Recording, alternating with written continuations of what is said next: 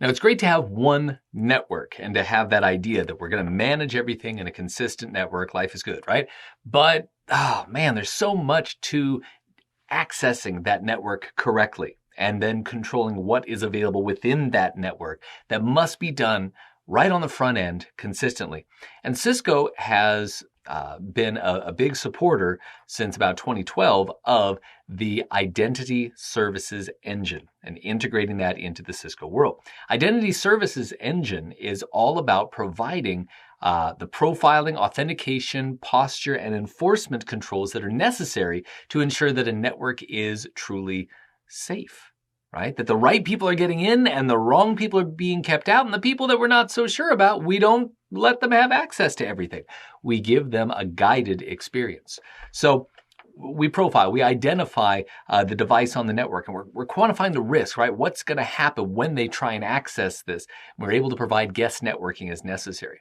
We're able to provide authentication of the user, authentication of the device when possible, and we're able to identify various endpoints on the wireless connection and then monitor those and keep track of them as they progress throughout our network, as a mobile client is likely to do. We're able to deal with the idea of posture assessment.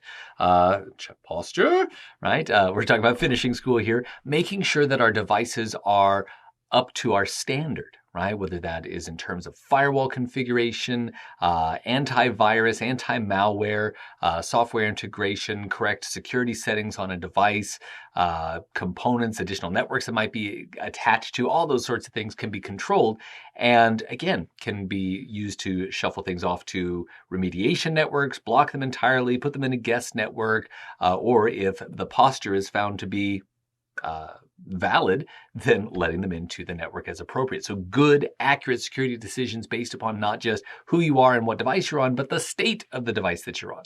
And then, of course, the enforcement behind all of this. So being able to enforce these decisions based upon context, recognizing trusted and untrusted clients, and controlling them appropriately. Now, Cisco's had a lot of different products over the years that have been able to perform various aspects of this, and it's really been centralized, as we see, into this idea of the Identity Services Engine. So this is our one policy to rule them all. It's all driven through ISE managing this to provide the support for our wireless LAN controllers to trust the rules and regulations defined by the Identity Services Engine, which can then integrate with our LDAP services, Active Directory, whatever it might be, for validating our accounts.